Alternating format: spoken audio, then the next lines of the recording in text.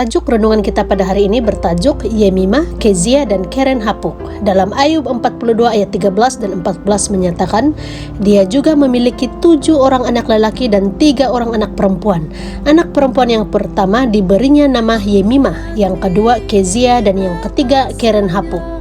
Kisah Ayub adalah suatu catatan kesejahteraan, kesusahan, dan pemulihan. Ini adalah gambaran keseluruhan sejarah penebusan. Naratifnya dimulakan dengan rumah yang damai seperti Taman Eden dalam Ayub 1 ayat 1 hingga 5 yang kemudian disusahkan oleh Satan dengan membawa kesakitan dan penderitaan dalam Ayub 1 ayat 6 dan 2 ayat 7. Ini telah mengadakan perbincangan, pencarian kesalahan dan perbalahan manusia dalam Ayub 2 ayat 9 hingga 37 dan ayat 24. Hanya ketika Tuhan campur tangan, konflik dapat diselesaikan dalam pasal 38 hingga 41. Tindakan ilahi membawa pengampunan kepada Ayub dalam Ayub 42 ayat 1 hingga 5 dan sahabat-sahabatnya ayat 7 hingga 9. Ayub mengadakan perjamuan besar untuk semua saudara mara dan sahabat-sahabatnya dengan cara yang sama seperti kita akan mengadakan pesta ketika Yesus kembali. Wahyu 19 ayat 9. Mereka turut berduka cita dan menghiburkan dia karena segala malapetaka yang telah ditimpakan Tuhan kepadanya. Ayub 42 ayat 11. Tuhan memulihkan keadaan mereka. Kemudian Tuhan menambahkan segala milik Ayub 2 kali lipat ganda dari dahulu dalam ayat 10. Pada mulanya Ayub memiliki 7.000 ekor domba, 3.000 ekor unta, 500 ekor lembu, dan 500 ekor keldai.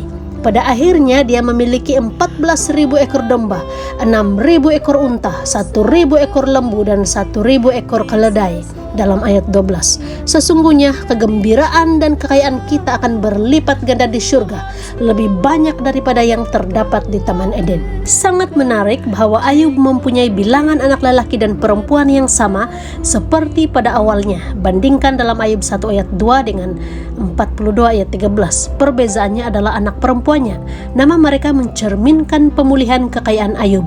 Yemimah bermaksud merpati kecil, Kezia bermaksud kasiah rempah wangi manis, dan Keren Hapuk bermaksud tanduk antimoni yang digunakan pada zaman kuno sebagai kosmetik.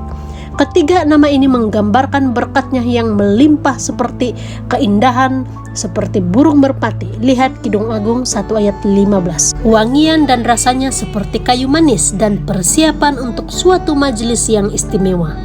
2 perincian lagi menjadikannya lebih menarik. Ketiga-tiga gadis ini sangat cantik dan bertentangan dengan amalan kuno. Ayah mereka memberi mereka harta pusaka bersama-sama para saudara lelaki mereka. Dalam Ayub 42 ayat 15, mereka benar-benar mewakili keadaan bahagia bagi yang ditebus di bumi baru. Demikianlah renungan kita pada hari ini. Tuhan memberkati.